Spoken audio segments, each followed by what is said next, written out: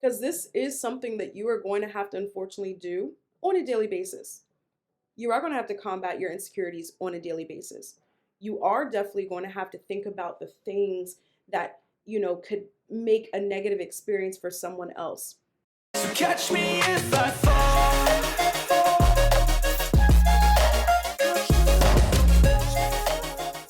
Hello, beautiful. Hello, gorgeous. Hello, handsome. It is me, the one, the only Heather G. Welcome, welcome, welcome. Currently, in my cup right now, I have coffee because it's a coffee type of day. It is rainy and ugly outside, and it's cold on top of that. So, your girl is staying in, enjoying this weather with some nice lo fi beats, and talking to you about a subject that honestly I am very passionate about. I low key would write a book if I could, aka, I really could because of my dating history. But anyway, I am talking to you, to us, about singleness and dating and the three things that I want you, yourself, and you to think about when it comes to dating, whether you are actively dating, whether you're thinking of getting back out there, or if you are in the process of being in a relationship currently in the moment. Super side note, if you have not subscribed, I need you to change that. Change it like right now and also hit that bell so anytime I post a new video, you, yourself, and you are able to see it. So without further ado, y'all, let's just get into it. So a little bit about me and my dating history. I've been beautifully single for 2 years. My last relationship ended about 2 years ago. And to be honest with you, the reason why I say beautifully single is because God has showed me like so much about my own self in the midst of my single season, my single time, my single, like me, myself, and I type of thing. And that is one of the main reasons why I was so inspired to do a video about dating and really the things you have to ask yourself before you get back out there. That's one of the biggest things that I have learned in my single season is being reminded that I am not perfect, which means I have flaws, I have red flags, and on top of that, that if I do not know that about myself, and I'm always nitpicking and thinking about the negatives of other people, my dating ability will always be something negative, something draining, something exhausting, and I do believe God did not put us on earth to have negative, horrible dating experiences and by focusing that on other people. So, the first thing that I really want you to do is something that was really, really hard for me because you have to take an ugly look at yourself and actually be reminded that you are not perfect. And if you are someone where you are your own worst critic, like my own self, I am my own worst critic. I am so hard on myself. It's crazy. Then this is something that you may not want to do, but I'm here to remind you it is something you need to do. And simply that is asking yourself, what are my red flags? What are my red flags? What about me can make a negative dating relationship experience for someone else? What are my red flags? Now, this is not meant for you to be hard on yourself. This is not meant for you to actually sit up here and say, I'm this horrible, narcissistic, childish, whatever the world has told you you are. This is not that time. This is time for you to have with you, yourself, and you, me, myself, and I, and really ask ourselves, what are our red flags? What is something that is negative about me that can really make someone's experience with me even much more negative? Now, I don't know if this is a red flag that I don't want to share any of my red flags. Ah, screw it, whatever, whatever. I would like to be honest with you. One of my dating, relationship red flags is I assume you should know every single nook and cranny aspect of me. Boom. I know you're probably raising your eyebrow like, Heather, what the? But yes, it's true. And a red flag isn't always the most simple. It's not always like, oh, I just like yelling and screaming at people. Sometimes it's knee deep. And for me, one of my red flags is I want to sit up here and assume you should know every single good, bad, right, wrong thing about dating, about me, and that's that. And then you should be able to know how to handle me. So, boom, there you go. I shared a little bit of a red flag with you guys. And, to be honest with you, it's something that I'm working on.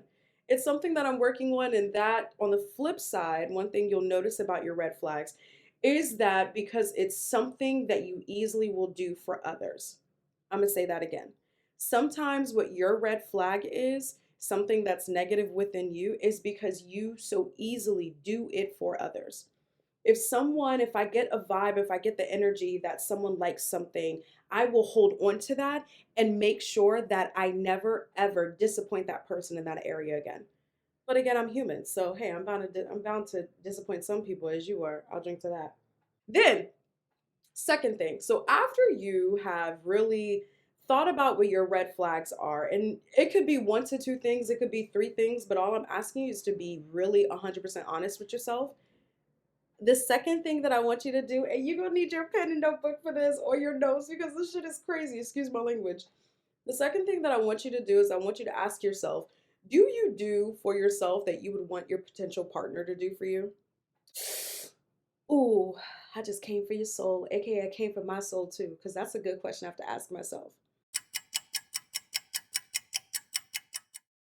Do you take care of yourself, mentally, physically, emotionally, financially, spiritually, to the level that you would want your potential partner to do the same for you? For example, I think with my dating history, I have learned I cannot have someone that is not equally yoked to me. It is too stressful. You even question your own relationship with God for me personally when I am with someone that is not equally yoked. So I have definitely learned that the one thing that I do for myself is make God a priority in my morning, evening, afternoon, 7 days a week, 365, 24/7. And so I know that because that's the one thing that I do for myself, I cannot have someone that is not willing to do the same for me, that is not willing to be that spiritual partner, that spiritual leader that I know I would need in my potential partner. Hey, boo, how are you? So it's something that you have to ask yourself. What are the things that you naturally do for yourself that bring you joy, that bring you fulfillment, that bring you happiness, that bring you peace? Amen. That you know for a fact that you would want that potential partner to do for you or to be a part of, okay?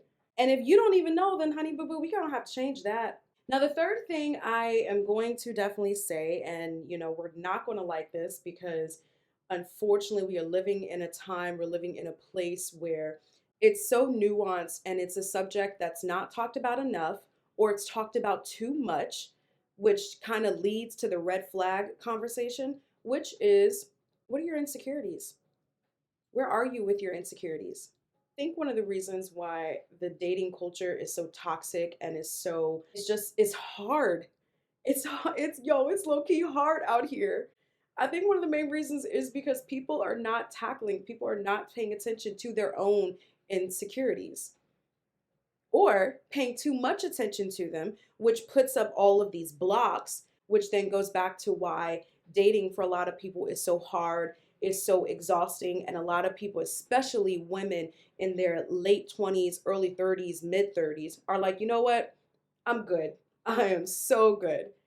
Because people are not thinking about their insecurities. And I do not want you to be one of those people. I don't want you sitting up here walking around here insecure as, excuse my language, dot, dot, dot, and walking around here talking about, yeah, I'm ready to date. I don't want you out here ignoring your insecurities because that's another thing that people do is we ignore our insecurities. And to be honest with you, I know that in my past few relationships, I really tried to be this strong, happy, joyful, peaceful, let me be your peace type of person while I was like shooing my insecurities away and while I was just tucking them under the rug until what happens when you do that? It overflows. And then you come out being the exact same person that you definitely don't want to be. And I want to remind you that whatever your insecurities are, if you know what they are not attached to you like your body is. Your body's attached to itself. They are not attached to you like your brain is attached to your heart, which is attached to your other organs and etc. and so on. If you know what your insecurities are, like for me, I know that, and again, we being open and honest here, one of my insecurities is just that I am not good enough. I will never be good enough for someone that I want to be with. That is crazy because even me verbally saying that is like, are you out of your mind? Do you know who the hell you are? Excuse my language. Have you ever just sat and thought to yourself like, good enough? I'm Heather G. Get out of here. But, and I say that humbly and confidently, not cocky and whatsoever. But I seriously want you to think about that. What are your insecurities? Do you know what they are? Where did they come from? What or who rooted this in you? What am I doing on a daily basis to combat that?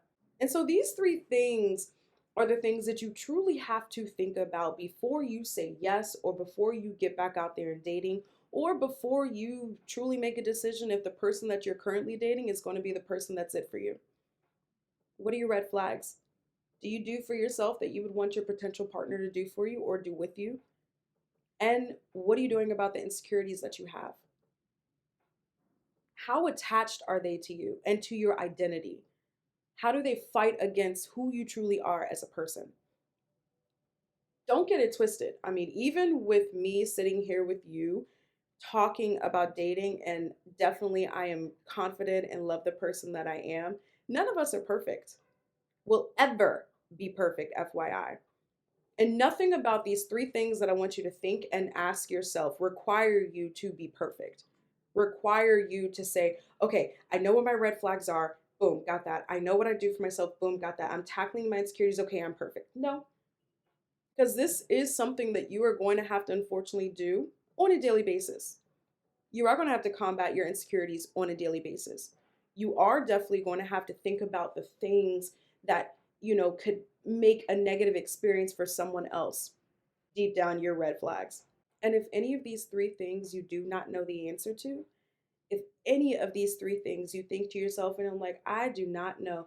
Or if you have a super toxic moment and you're like, I don't have any red flags, I ain't got no insecurities, and I do everything for myself, I don't need no one, then honey, you are in the wrong video. You can go next. Because there is nothing perfect about any of us. There is nothing perfect about anyone's dating experience or anyone's relationship with themselves or with other people. And so I definitely want you to set a healthy foundation for yourself, as I currently am doing with my own self. Yes, cheers, us, boo. I want you to set a healthy foundation with yourself as you get back out there, as you continue to be out there, or as you take your dating to the next level of a full blown relationship. If so, congratulations. I love you. Does he have a brother? No, I'm kidding. I'm kidding.